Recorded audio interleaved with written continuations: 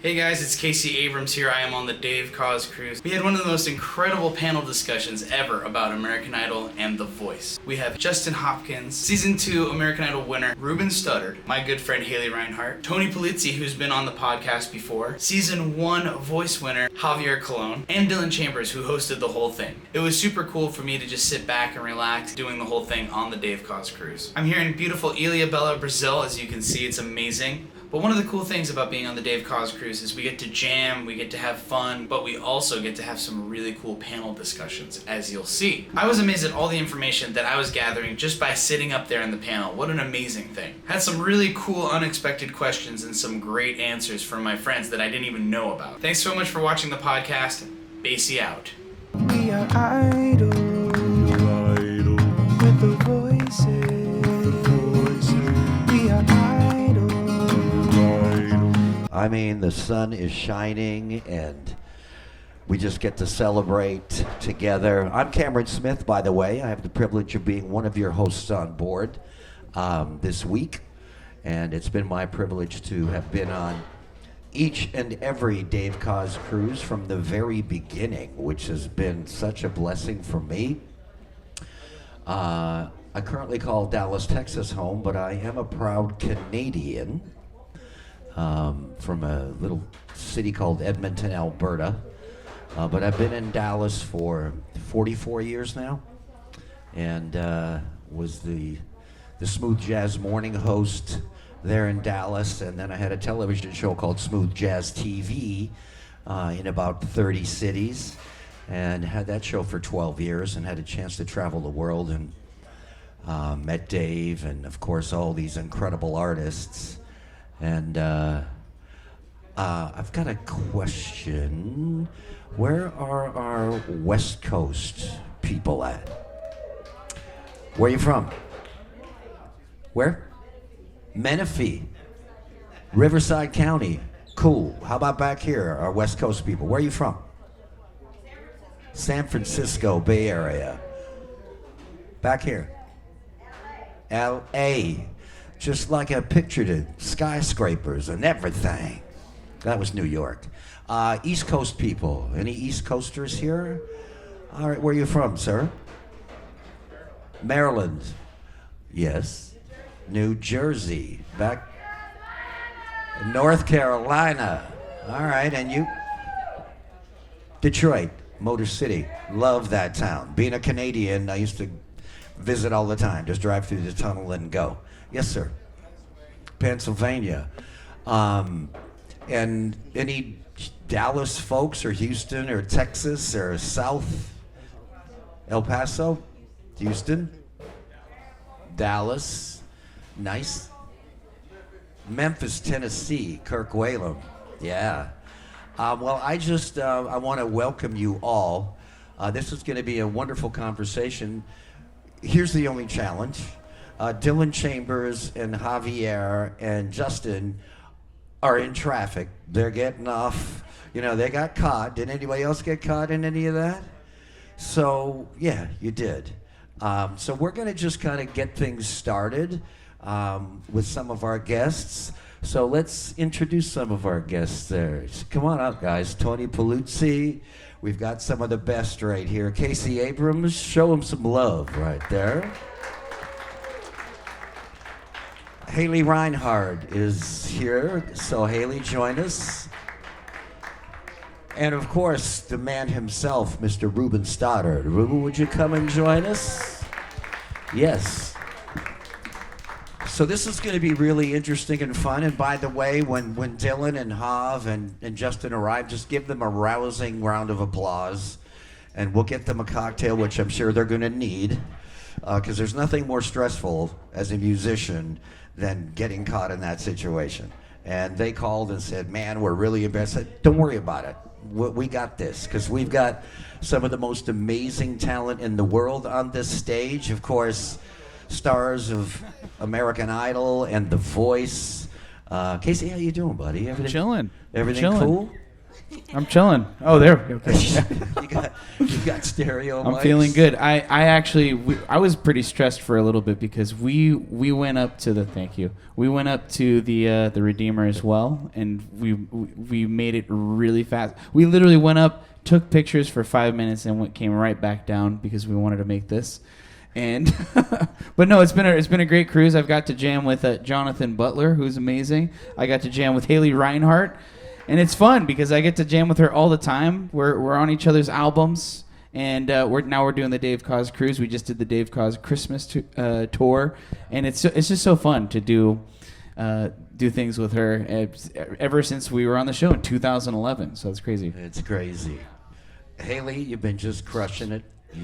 Isn't she amazing, y'all? She's so fabulous. Thanks, Cam. Hey guys, I'm having a ball. Are ya? And Casey's right. Like we just have kind of found ourselves in all these different chapters of life together, whether it's from American Idol to Postmodern Jukebox, and same goes with Ruben. We've done a tour together with Peebo Bryson, and now Dave Koz with the Christmas tour. It's all these different really neat chapters of just extending these really cool experiences together musically in different facets: jazz, pop, funk, rock and roll. It's been great.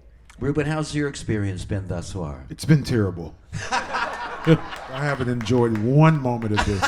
As you can see by the drink I have in my hand, it's just. I'm leaving. It's just awful. No. Where's she? Is she getting a drink? She's going to my get beer. a drink. Oh, she ordered one. Oh, nice. Okay. You know, I was telling my wife the other day, the thing that I never get to do is go to concerts. I just don't. I'm always on the road, and so for me, the greatest part of being on this cruise is just getting the opportunity to see other people perform, especially the people that you admire, like. I lost my mind yesterday when Jonathan Butler was playing and singing, and Avery Sunshine, like everybody, I can't wait to get a chance to see as many people as I can see on the boat perform. So this is just, for me, that is the treat of being on a cruise like this, is just getting the opportunity to watch other people that do what you do their thing. Well, I appreciate that. Ruben Studdard, everybody. Studdard. Because it's John Stoddard and right. Ruben Studdard. My bad. I'm stuttering. There you go. Yeah. Tony Pulizzi on the far side. He's one of the finest guitar players on the planet.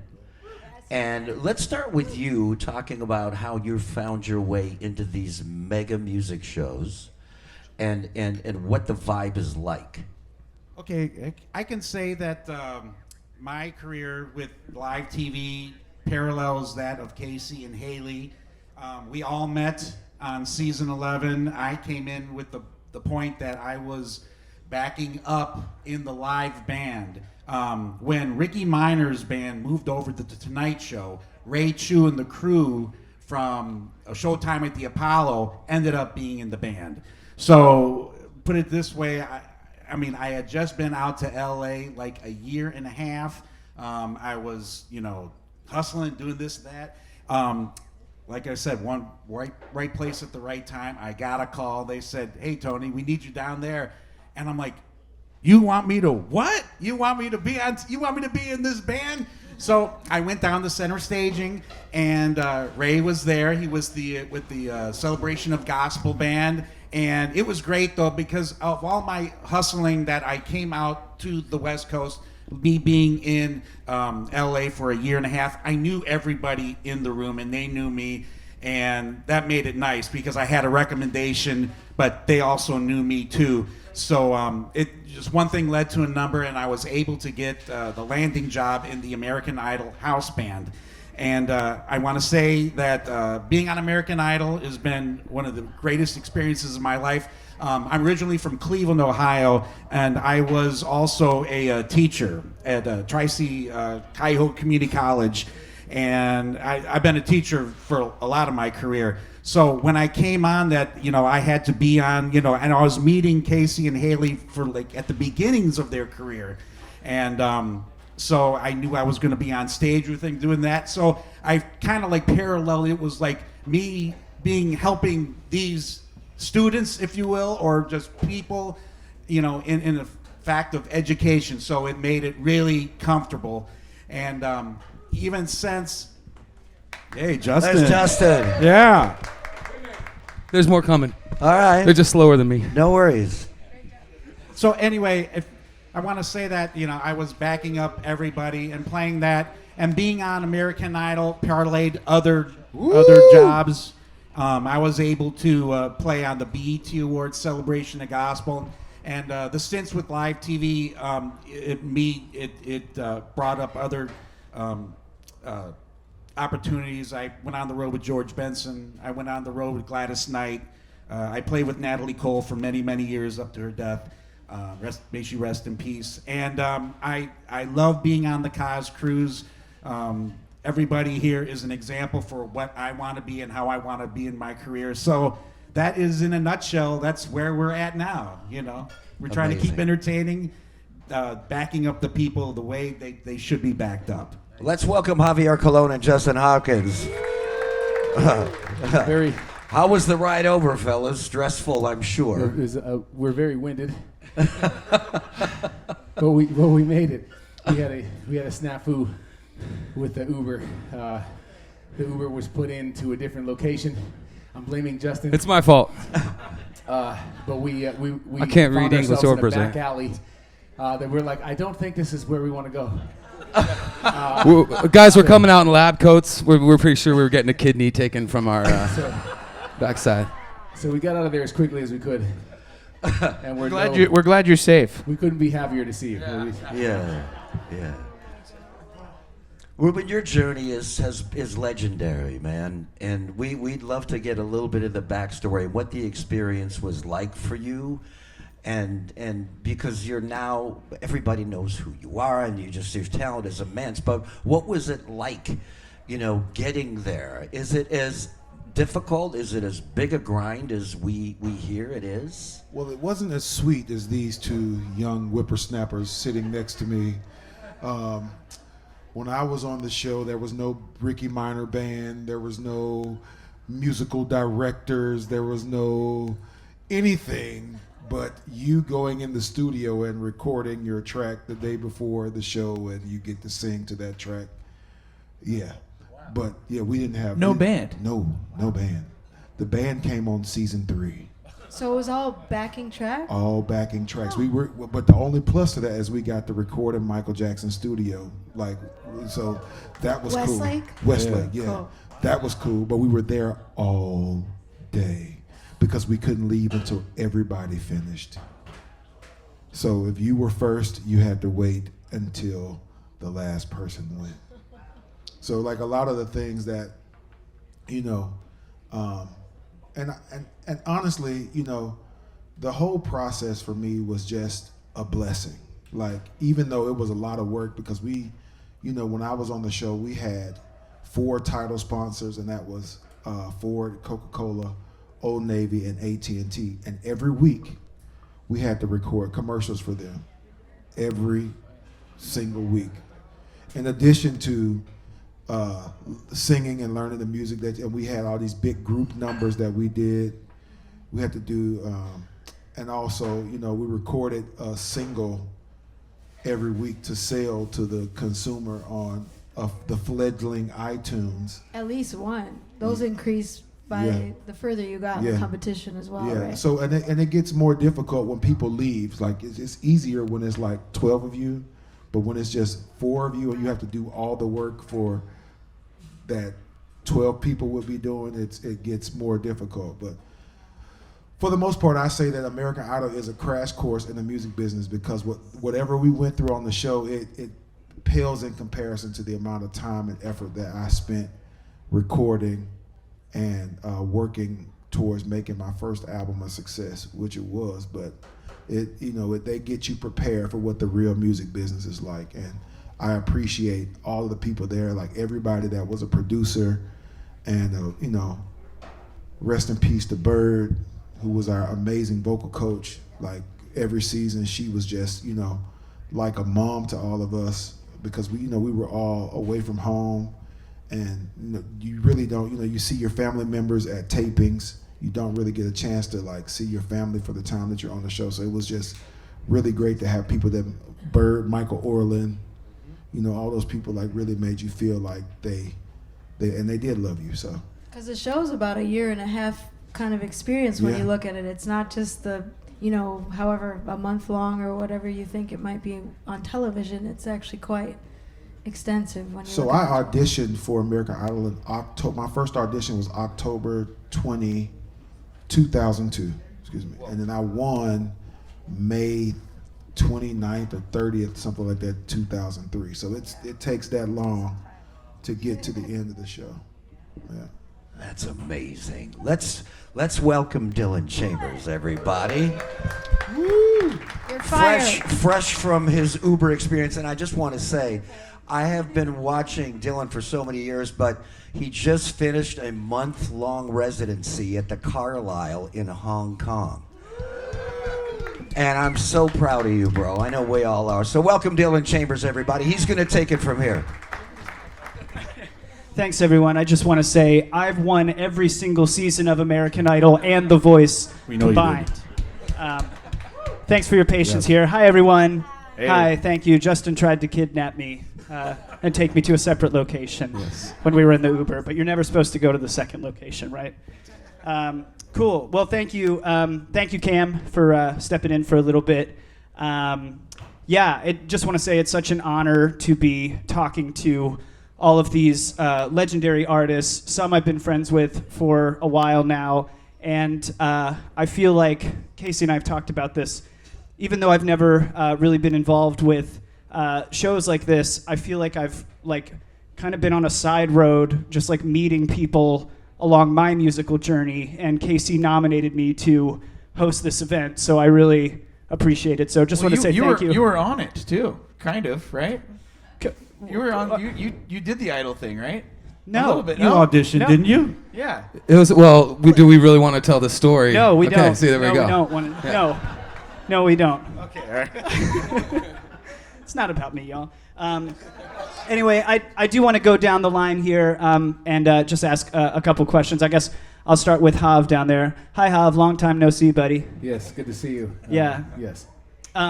So I wanted to ask you first off, first of all, you won the first ever season of The Voice, and yes, give it up for him, in case you didn't know that. And I wanted to ask you, since there was no blueprint for this show, you're just kind of walking in blindly to a new, music reality show. Did you have any reservations about this? And did you watch American Idol prior to try to give you a little bit of reassurance before walking into a show like this? Yeah, absolutely. So I watched Ruben and I watched Kelly Clarkson, and I saw this amazing show that was American Idol, and it was great. At the time I had a record deal with Capitol Records. I had released a couple albums that unfortunately didn't do what we had hoped they would do, and then I ended up getting dropped in 2006. Fast forward to 2011, I'm about to quit the industry entirely, and this email comes through from my manager about this new show that's coming on called The Voice, and they had done it in Holland, and it was a huge success. It had beaten the Dutch X Factor and the Dutch Idol in all of the ratings.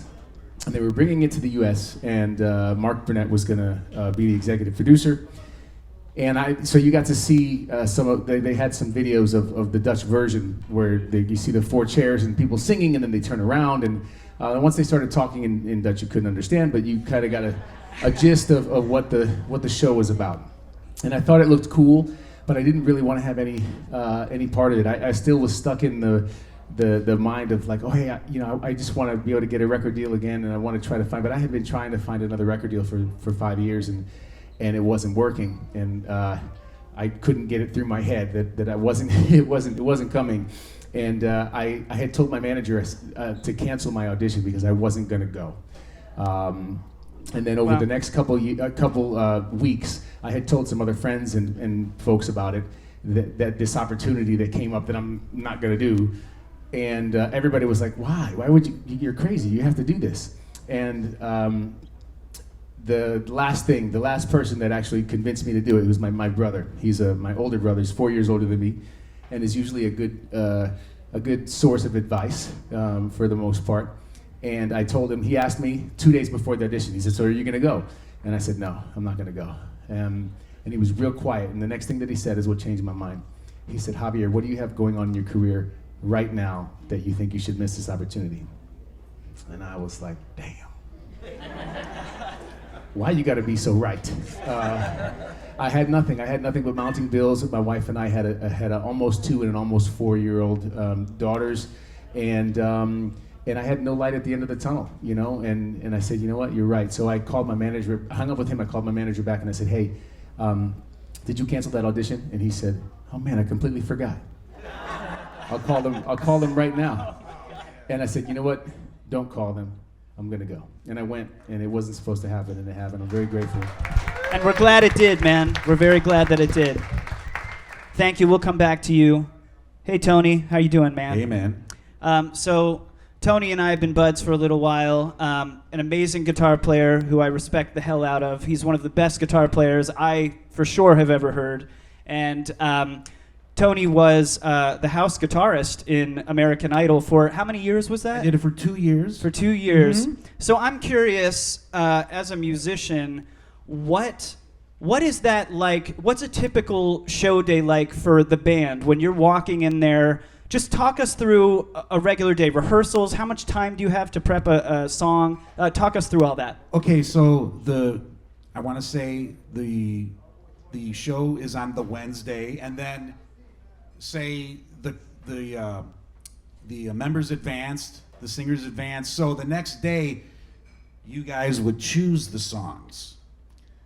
Friday, we would record the songs, and in my year, we had numerous producers. We had Don Was, Rodney Jerkins, Jimmy Iovine, Ron Fair, a lot to live up to. So all of us in the band, it's like, Tony, go into Rodney's room. It's like, okay. And it was, like I said, I was new in LA for a very short time, so I was giving a lot of opportunity and exposure. So not just only you guys, but for us trying to break those things and do that. And so I think we would record 2 days of the songs, and then we would head into rehearsals and get into the final mixes of those songs. There would be the rehearsals, and we would get with the singers, and then Tuesday would be the dress rehearsals that we would, the producers would block them, and then Wednesday would be the live show. There was a dress rehearsal and then a live show. And then the next week after that, it would go up to another level, and then you would start it all over again. And that went on all season. That went on about 12 or 13 times. Like what Ruben said, the more singers are cut off or eliminated, the more work the existing singers have to do. So they have to have more songs. So that's how that whole thing works. And no, it's a lot of work. And the backup band, we're right in there with them. So we have to know the cues. We have to read the charts. All the charts are written out. It's performed live, and we're right there. Being on American Idol showed me a lot what is going on in TV, and something like I would know that if I was doing a bit with Casey or Haley, I might have known like 12 hours in advance that I would be on stage with them in front of 30 million people, and I have to nail those parts. And that was really cool. It was a great experience. Thanks. That's amazing. I do have a follow-up question on that, because I was thinking as a musician as well, like with that pressure, did you ever hear anybody in the band kind of mess up, ever? Well, when you have live TV, it's like some things, if you hear a TV mix, sometimes it's like, oh my gosh, I messed up, or this guy did it. It's like, and you hear a TV mix, it's pretty much forgiving sometimes. So okay. I didn't hear any. I mean, it was amazing that you had thought you would mess up, but it didn't come off that way. Okay, just curious. And I was amazed at that, because like, yeah. oh. Right. Yeah, no, that would be a lot of pressure, and I feel like naturally someone might, but we know you never did, because you're the best ever, dude. For the record, Tony said Pulizzi, that. Yeah, Tony Pulizzi doesn't make mistakes, ladies and gentlemen. You heard that here. Never. Ruben, good to see you again, man. Good to see you as well, sir. Yes, give it up for Ruben one more time, please. We have the season 2 champ here, and I'm sure a lot of this was covered, but I am curious to know, obviously things have changed a lot through the years since American Idol started. When you were on it, it was still very fresh, very new. There were about 20 million viewers watching this every week, from what I understand. Could you feel in the moment how massive this was, and if so, how did you handle that? No, we couldn't feel in the moment how big it was because we only got to see the 500 people that were in the audience every week, and that was it. Like we didn't know how big the show was until I think we were in like week 7, and we went to Fox Hills Mall to shop for clothes, and the mall shut down, and we were like, "Oh, is it us?" Because we literally thought like it was like somebody other than us that they were like getting security for, because it couldn't have been, because we'd been to the mall prior and nobody cared. And then all of a sudden it was just like we could not go any place. Like I remember, so this is and also we're saying this also full well knowing that we all did sign that that agreement that we weren't supposed to tell y'all about this backstage stuff. So Dave Koz, just know. Yeah, just blame it on Dave, not if me. If we it's get Dave's a lawsuit, brothers, we need you to pay that bill for us, all right? But every day, like on Tuesdays and Wednesdays when the show was live, we would pull up to CBS lot, and there would be a line that like stretched for days around the corner, and we thought at the time in the mornings that was our line, but no, that was the Price is Right line. I got lost into the Price is Right. Because Price is Right and Young and the Restless shot in the same studio as American Idol, so like in the middle of the day, we would be like in the CBS cafeteria, and then like you'd see Victor Newman over in the corner. I'd be like, "Hey man, that's Victor Newman. That's Victoria." But it was a great time to be on the CBS lot. We had a lot of fun, learned a lot, got a chance to meet people I never expected to meet Dionne Warwick, and what's my man's name that wrote the songs that Clay likes to sing? Paul Simon? Paul Simon. What? Oh, really? Like every week it was somebody that Lionel Richie, we had Gladys Knight named me the Velvet Teddy Bear the second week. Robin Gibb was there. Oprah Winfrey taped her show from our set. Like she came for the whole week, taped her show from our set and our house. Like every day, it was just something new happening that you never expected. So American Idol was really just a great experience. Like I can't even tell you like the amount of people that I've performed with, recorded with because of my experience on that show. Like it's been, unreal. Thank you, Ruben. Give it up for Ruben. That's incredible, man. Wow. Wow, Paul Simon, Oprah Winfrey, that's crazy. I would have freaked out. We did. I'm sure, yeah. It's like, how do you hold yourself together for things like that, man? Hi, Haley. How are you? Hi. Good to see you. Good to see you. I'm happy you're here. Thank you. Did anyone catch Haley's magnificent show last night? Give it up. Thank you. I had a blast with you guys. That was very fun. Thank you for having me up there with you. Of course. So, Haley, we've known each other for a while, and obviously you had a standout. You had many standout performances on the show, and I wanted to ask you about some of your time after American Idol. I want to applaud you because you really have taken charge of your solo career and really kept riding, and you've put out so many great records, so many great songs. And I know, personally, you've had lots of twists and turns after American Idol. I'm curious to know how you feel that show set you up for success after, and in ways that you wish they could have a little bit better. That's a good question. I think, to hop on what Ruben said, the show was definitely Star Boot Camp. So that's the title that a lot of us gave it, because we truly were under the gun in so many ways, and we had so much to deliver and so much to learn in such a short amount of time that I took all of these lessons, even if they were harsh, even if they were lessons that, as a 19-year-old, 20-year-old kid, I wasn't even prepared or, didn't expect to learn at that young of an age. But all these things were seeping in, and I soaked it up like a sponge, thankfully. So, like you said, Ruben, having those kinds of lessons learned and at least leave an impression on you, I felt like I could do anything. If I could get through this show, which, again, you guys see all the fun and the glamour and things, and it totally was that.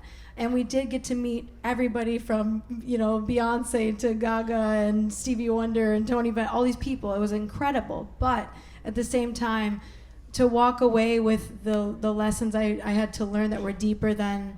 I grew up performing with my parents' band. They've been together for 50 years in Chicago. So I love performing live. So that was one aspect that I had felt comfortable in. But the rest of that, speaking to an audience, millions at home, was a much different scenario. So I took a lot of the stage camera kind of action that we learned with me for the rest of my life, along with just so many, you get signed or not right after the show. So I got signed to Interscope immediately after and released my first record. And so you learn so many things through all of these experiences. And I'm trying to think of, I really don't, I don't look at anything in life as a true negative, because all of the lessons that I learned, again, have helped me throughout. Even the ones where, even things I didn't quite learn yet, like I was young. So it just, the natural progression of things have just, I feel, has been a blessing, So, yeah, I think the show did a great job of just kicking our butts and telling us, hey, get through this, kids. And guess what? It's not an easy golden ticket. After this show, you're going to have to work your little hiney off to have longevity. But if you want to do this for the rest of your life, you surely can. You just know that you need to be persistent, work hard, be driven, and have integrity and authenticity while you do it. Thank you so much. I appreciate that. That's a great answer. And I want to applaud you, and I want to applaud everyone up here for hustling. Nothing is ever promised, and I've talked to different people that have, gone on shows like this, and they were younger, and they thought, if I do well, everything is just laid out for me for the rest of my life. And we're human. We all know that that's never true, no matter what. And these guys and gals are always working, always putting out new music. Ruben has been on tour with Jimmy Jam and Terry Lewis, working in their show. Do you mind talking about that a little bit, if you don't mind? Yeah, so I met Jimmy and Terry the year after I won American Idol, and, we just never got a chance to come up with anything. And, maybe 2 or 3 records after that, they were the primary producers of like my 3rd or 4th record. And we've been family ever since. And, now that they're delving back into the world of live performance, because, they hadn't been on stage like consistently since the 80s, it's just cool to be a part of that process. It's cool to like be with people. Like one of my very first concerts in life was the Purple Rain tour. And so, having the experience of seeing them as a 5-year-old, and now like watching them, and being around them and performing with them as a 1-year-old.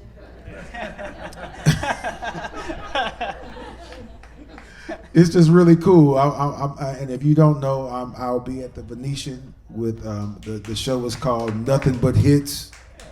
And it's the Jimmy Jam and Terry Lewis show featuring Ruben Studdard and Shanice Wilson. Y'all come check us out if y'all got time. Yeah, thank you, Ruben. Yeah, please go check that out. That's an incredible show. I'd like to come too. All right, now we're going So if you could hook me up with some tickets there. No. I knew that was coming. Yeah. All right, this is my man, Casey Abrams. Give it up for him. Hi, Dylan. Hi, Casey. Really, when when I was in high school, I was watching your season with you and Haley, and I remember how dynamic you were as individuals, and then when they paired you guys together and you did lots of jazz tunes and you became friends. And from what I can recall, I think you're still friends. Is that true? Yeah, sure. No, Casey, I wanted to ask you, because what I remember a lot about how you presented yourself on that season is that you were you to the max. You have always been unapologetically yourself, whether that's silly at times, whether that's serious. You have fun with your music. You have fun in your life as a human. And you came into the competition as a musician prior. I remember you did your first audition with a melodica, right? Nice, yeah. Yeah, you sang "I Don't Need No Doctor." I remember that. Good call, yeah. And then you had moments where, I believe it was in Hollywood Week, you pulled out your stand-up bass for the first time and you did a beautiful version of "Georgia on My Mind." Does anyone remember that? That was incredible. Thanks. Having that sort of musical identity and background already, I know you went to school for music in Idlewild. How did that shape your perception of yourself going into a show like this?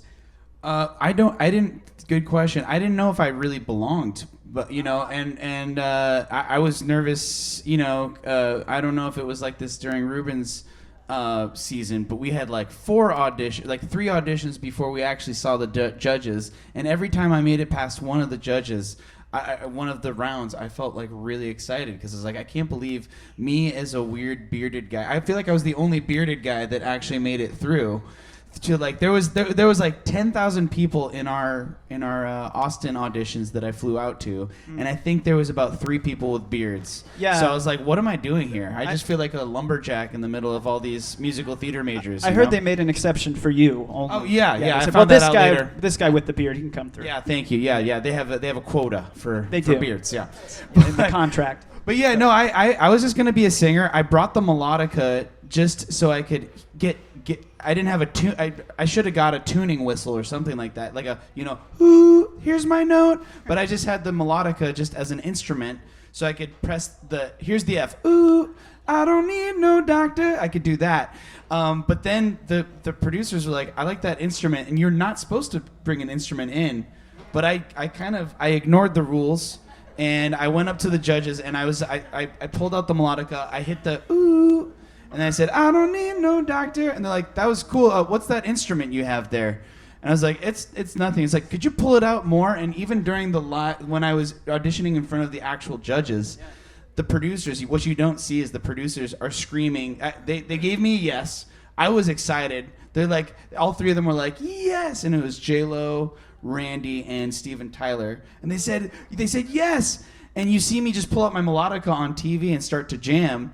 And then as I'm, and then like almost like the Pied Piper, I just bring all the. Is that the right thing? Who's the guy? Yes. Okay. Yeah, that's right. Okay, so I bring all the judges out into the audience. But what's happening behind the scenes is the producers are like, pull out your melodica, and then I'm like, what? And then I'm like, I start playing, and they're like, leave, and then I start to leave, and they're like, other way, and then I was like, oh, okay, and they're like, judges, get up and follow him. And so then they followed me, and then on TV it makes it look like I'm just like, come on, judges, Yeah. So, but anyway, being a musician, I played the upright bass. It wasn't like my first instrument, but I wheeled it on to the Hollywood Week, and then they're like, you should play the upright bass more. And then I kind of leaned into the upright bass thing, and it really helped because I went behind the scenes, and for that Georgia on My Mind, I remember I went to Michael Orland, and I said, can we start on a B flat? I really had my stuff together. I could be like, could we start on a B flat? Could we end on a B diminished scale going down? And the band just knew exactly what I was talking about. So being a musician really helped me out in ways I didn't even think it would be possible. That's so cool, man. Thank you for sharing that. Yeah, man. Amazing. Casey Abrams, y'all. This is my longtime buddy, Justin Hopkins here. Give it up for him. J-Hop. So, Justin, before you came on to season 2 of The Voice, obviously you have been a working artist and a singer-songwriter for many years, having lots of ups and downs, record deals, putting in that work. What was it like to have had that experience, and then going into a reality show like this, did any of that prior understanding of music help you, or was it a completely different world that you had to get used to? Yeah, that's a great question. When I got the call for The Voice, a lot of people don't know this. I played in the house band for Carson Daly on Last Call on NBC. If you stayed up till 2:30 in the morning, you got to watch us. Yeah. So I was in that house band for about 6 years, started in New York, and then ended up getting into LA. And Carson was obviously the host of The Voice, so he called me for season 1. But I was kind of like, let's see how it goes, buddy. Like I didn't know. You know what I mean? Like, do we really need another American Idol? How is this going to be? Because I was a musician, right? I fancied myself that I was so much cooler than everybody, that I do this and I've got a career. And it turns out that like the way that they curated this show was they literally went and they found a bunch of people just like myself, and we were all grinders. And I get in a room and it's like my buddy Tony Luca and Keaton Simons and just these great singer-songwriter artists, and I felt, okay, this is actually not going to be as easy as I thought it was going to be. I'm about to get my ass kicked, and proceeded, but I got to come from a TV production background, right? The band for The Voice was my band on my records. Justin Derrico and Nate and Sasha, those were all my friends. So boys. Yeah, so it was kind of like, and Nicole, the line producer on the show, was the director for Carson Daly Show. So it was kind of like just being at home again. But I really struggled with not being able to have a routine. Like, that's where the show really threw me off, because I was one of those people, like you said, I had 5-6 shows a week. You're constantly traveling, you're constantly working. They're like, hey, you sit in this hotel room for 4 days.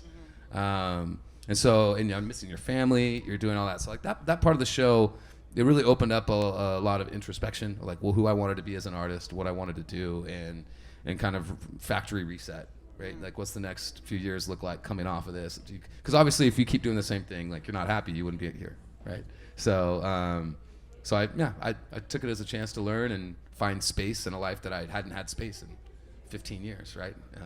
So it was cool. That's incredible. Give it up for Justin Hopkins. This is amazing. I do, first of all, this is such an honor to be sitting here with all of these amazing people. Again, we do have 2 winners up here, and I am curious from 2 different shows. Hav, could you talk me through what it was like in that first week after you win? I mean, obviously, all of this is crazy. You just win the first season of a brand new show that millions and millions of people watch. Your family's celebrating you. People are celebrating you. What is it like when you first get to quiet down, and then what's that first week like for you? That's a great question. So prior to this, to the win, we were in LA for like six or 7 weeks doing the live shows. And then the live shows happened, and I had my wife and my kids. They were there for the last episode when I won. They were there, and then we all got. I ended up getting sent to. I got sent to New York the next day because they wanted me to do. I think it was Good Morning America. The next morning. It was either the next morning or the morning after. It was something crazy that I had to like go fly and do. So I did that, and then from there I got to go home to Connecticut, which was close. It was 2 hours. I got to drive back to Connecticut, which was great. I got to be there for like 5 days, I think, with doing some phoners and some other interviews and stuff in between. And then I had to go right back to Los Angeles and start working on the new album. That we were going to be working on. So it was very short. There was a moment where you got to kind of breathe, but I mean the phone was ringing constantly because you had managers and agents and stuff telling you, like, setting up things and telling you. It was very crazy, but it was what we asked for. It's what you do it for. Is because you want to be busy. Before that, I wasn't busy. I was wishing that I was busy. So I told myself I would never complain. And that's what it was. That's what it was like. I will say that one of the cool things that happened was after I won the show, they had the after party at a club that was literally across the street from Capitol Records, and so I was looking at Capitol Records, thinking about my experience there, and then having this new chapter starting at the same time. It was kind of like a sign of a new beginning for me, which was pretty cool. Thank you. Thank you. Yeah, give it up for Hob. Ruben, do you relate to that at all? What was your first week like right after you won? My first week is a blur. Like, I mean, I honestly, so to give you perspective, we got to LA after I made the top 12. I didn't go back to Birmingham until I filmed my hometown package. And then after that, I didn't come home again until like August of the next year. That's how, because we went straight from that to New York to record the record promotion. And then after that, we went on the American Idol tour, which was like 2 months. And then I went on the road to promote my album. And then I literally like came home the following fall, like August, September. As a matter of fact, yes, it was September because I had a big birthday party in Birmingham at the Museum of Art. And that was like one of the first times I had been home since I won Idol. Like it was crazy. Wow, that sounds like an amazing homecoming. Congratulations to both of you again. I mean, you guys did something absolutely incredible, and that is no easy feat, so I want to applaud that. Haley and Casey, this is a question for both of you. I am curious to know, obviously, there's a time before you get on this show, and you are who you are then, and then there's the time after you get on the show, and then you are now that person, not only to you, but to everyone else. And I imagine that it would be very strange, probably for everyone up here, to start hearing about the perception of you rather than who you really are, because you know who you are. So Haley, I'd like for you to answer this first. What was it like to feel like maybe you had to live up to an image of what other people thought you were, and how did you handle some of that? How do you deal with it now?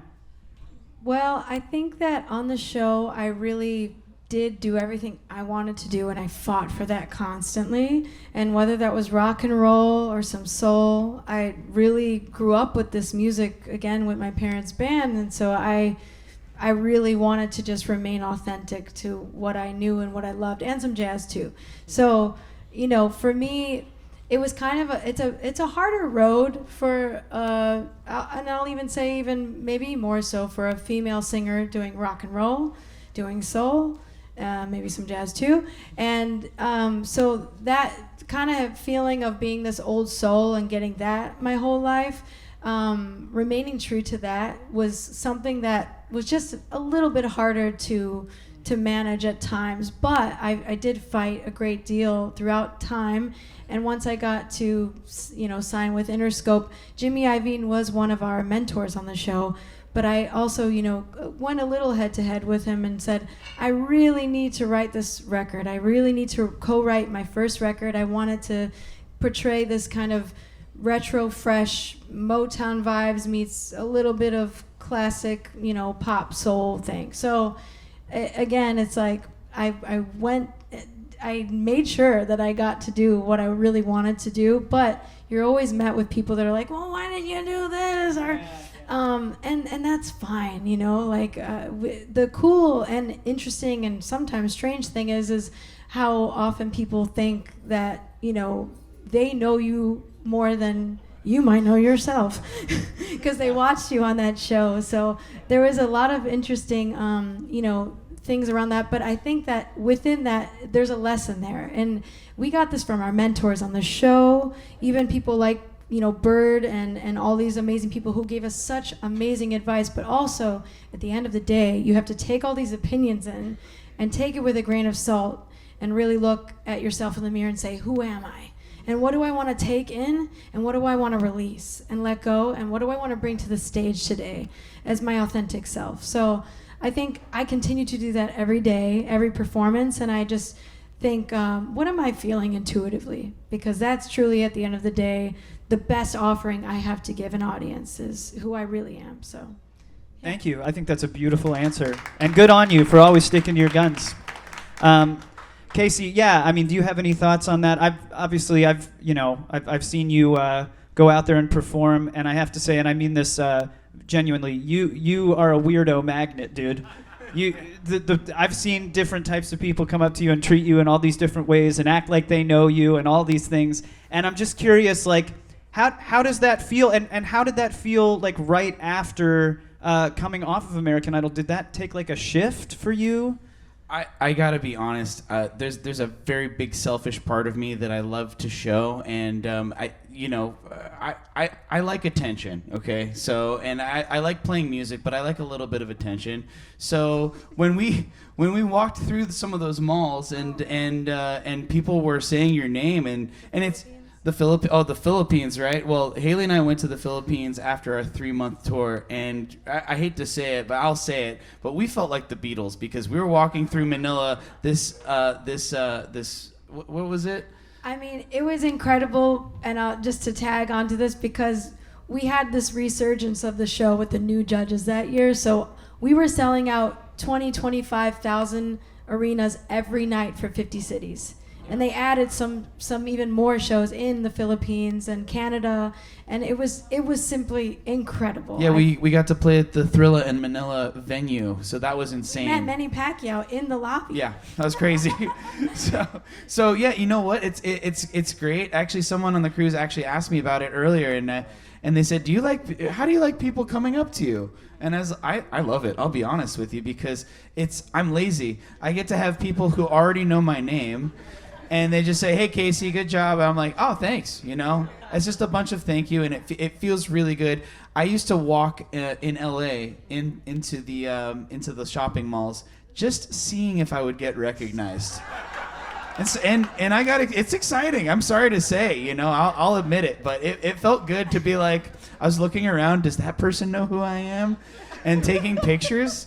I'll never turn down a picture, so it felt good. I appreciate your honesty. I'm sure a lot of people do that, and they'll never say it. And so thank you for saying yes, it. Yes, sir. There's no shame in that, dude. Thank you, sir. Thank you, guys. Yes. Justin, I want to bring it back to you. You were on Team CeeLo, right? Okay, so tell me any kind of interactions that you had with that man. I just want to know. Oh, he liked to torture me. Like it was. How so? He got off it. So actually, you do your entrance interviews on the show. They'll ask you a question like, what are you looking to sing? And my answer was anything but Journey. We sit down for our team meetings, and CeeLo's in his chair, and he's got his glass of wine, and he's looking at me, and we're all there, and he's like, "Justin, you old enough? Come here." And he's like, "Well," he's like, "Sip some of my wine." I'm like, "Okay." So I have a little sip of the wine, and I go back, and he's like, just looking at me, he's like, and then he's like, "I'm gonna start with the two boys, the two old men. You guys are gonna sing Faithfully by Journey." He just keeps smiling. He never broke eye contact with me once the whole time, and the whole time I'm thinking, I'm like, "You watch that? You son." Anyway, it was an awesome experience. So, because what ended up happening was that my father-in-law, who's since passed, and my sister-in-law, who has since passed, he had taken care. She had a medical condition, cerebral palsy, really advanced, and he had to work on the road all the time for her entire life, basically, to make the money for her to be able to have those treatments. And every night he would sing her Faithfully into the phone, and I didn't know that. And so when I found out we were singing that, I was able to call them and be like, "Hey, they're gonna fly you in to be part of the taping and kind of experience that show," which is one of the last things Paige ever got to do. So I always remind you, we're like always right where you're supposed to be. Doesn't matter how much you push back, right? And that was just one of those moments. And so I credit CeeLo for giving my family something they will never ever forget, even though he was trying to piss me off. So. That's great. Thanks for sharing that, man. Wow, that's incredible. We're running. We've got about 5 minutes here. My fault. No, it's okay. We're all good. But yes, it was your fault. Anyway, I kind of wanted to go down the line and just get like a quick answer from all of you. Overall, would you encourage someone to audition for a show like this today? And if you could just speak a little bit on that. Hav, we'll start with you. I think going on The Voice would really benefit you, Dylan. Thank you. I always, when people ask me, I always say it's worth a try. When I was on, it was kind of before TikTok and Instagram well, TikTok didn't exist, and Instagram was maybe just starting. But now you can kind of make yourself go viral and put yourself in a better position than where some of us might have ended up in some of the contracts that you end up in being on one of these shows. But what you're kind of signing away is your ability to get the exposure from a show like that. If you can get that exposure some other way, that's amazing. And now there are folks that can do that now where that wasn't available to us when we were on. But I would still say that it was an amazing experience for me. It changed my life, not only my life but the lives of my wife and my kids. And I'm very grateful for that experience, and I know that can help others as well. But I also heard folks that didn't have the best experience on the show, and so I know that my experience was about as good as it could get. And so I know that there's varying opinions on it, but I still recommend it to folks who are trying to get out there. And I say you have to do everything, because in this business there's no you never know where your break is going to come from, so you just have to put yourself out there every chance you get. And if that's doing a show, if that's throwing a bunch of videos on TikTok and being committed to doing that, then that's what it is. You got to do whatever you have to do. So yeah, I would say yes. Thanks, Hav. Yeah, Tony, what's your opinion on that? Well, I want to say, coming from an angle of education, right, music education, and being on the show. Yes. And I see people making it. They're trying for their dreams. They're trying to get exposure. They're trying to learn how to break it in the business. And we don't have a lot of that anymore in music education, as far as just going out, playing in the clubs, busting it out. All these bands are playing. We have a lot of loss of live music in places, loss of just everything's like we have on social media and everybody's playing to a screen. So how can we get that human interaction to develop your talent? And I was talking to my friend Robbie. I said it was just amazing how I saw these artists develop. And he said, of course, man, because people have talent. They have these outlets. So I see American Idol, The Voice, Dancing with the Stars, these things. There are outlets for people to build their craft. So now I see that I advocate it. Either, like Javier says, yeah, there may be a bad experience, or maybe a good experience, or there might be a stratosphere experience. But you're gonna have to take the hits to keep going in this business. So I look at it that way, and that's how I see the live show experience. Thank you, Tony. Yeah. I appreciate that. Ruben, what about you, man? I would definitely encourage young people to do whatever it takes to get to where your dream wants you to be. And if that's being on American Idol, The Voice, or wherever, do that. I wanted to be a professional musician when I was 5 years old, and it took me till I was 24 to get to that place. And I've been singing everywhere. I did everything that every magazine, everybody told me I was supposed to do to get to that place, and nobody is coming to Birmingham, Alabama. But you can go and drive to an American Idol audition, and you can see like 1 million people can see you, as opposed to you just having the opportunity to sing around the Southeast like I was doing. So I would encourage it. I also encourage my kids that come to the Ruben Studdard Music Camp to also get their education in music, so they can know who they are as a musician. That's really the most important thing, so that people can't really tell you who you are when you get that show. You know who you are when you get there. Thank you. That's beautiful. Thank you. Haley? Yeah, I think the word development that you guys have all touched on is really powerful. And for the experience alone and the way that your growth as an artist throughout a show like that, just that alone is worth this experience. I know there's totally different strokes for different folks, and a lot of people come from bands and things, and they're like, that's just not for me. And I'm like, even my little sister, they're like, well, your sister did it, why don't you do it? I was like, don't bug her. She's got her own thing, and she's so happy with that. And I've always lifted her up. She's lifted me up. There's no weirdness surrounding that, but people have their own journey to go forth with. But for myself, I didn't even actually want to necessarily do the show, but I'm a believer in signs. So even in 8th grade, I got most likely to be on American Idol. I'm not gonna lie, I got a golden ticket for that one. So I saved that, and I racked up all these things that were signs to me. And even if I wasn't initially like gung-ho about it, I really was like, well, you know what? Something's telling me to really go for this thing. And like a lot of you have said as well, what do I have to lose at this time? Absolutely nothing. So I'm glad I did it. Thank you. We are too. Thanks. Casey? If you look at it as a platform, then that's what you're going to get. And you're getting a platform to show yourself off. Our buddy Puddle's Pity Party. Have you heard of that guy? He's a giant 7-foot clown.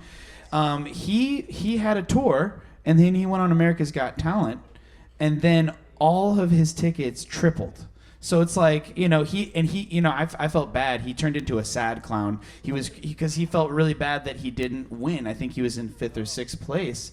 But then we saw him later on a Postmodern Jukebox tour, oddly enough, and we saw him at a giant theater, and it was one of 3 nights that he was performing in Atlanta, Georgia, and we were like, dude, and then he was happy. He was like, yeah. So it's like, if you treat it as a platform, you want to sing, even if you don't win, you're still winning. Sure, I'm sure defining your expectations can help too. Justin, what about you? Well, the things you do are what sends you where you go, right? I don't think I'd be on this Dave Koz cruise if I hadn't listened to my wife and gone to the audition. Because I was like, Hob, I'm not going. So I think it's maybe you should, maybe you shouldn't, because the system these things can beat you up, and they can kind of throw you off your course for a little bit too if they're not handled. So I do think it's not for the weak of heart, but it's a great place to learn how to be a professional. So that makes sense. Thank you. Well, everyone, thank you so much for coming out to this event. Please give it up for everyone up here. Thank you, guys. Dylan Good job, Chambers. Dylan. Thank you. I just want to say real fast, thank you all for allowing me to ask you these questions. I know that you've answered a lot of them a lot, but I have so much respect for all of you. You're all incredible, and thanks for lifting us all up and inspiring us all. Have a good night, everybody. Enjoy the rest of your day.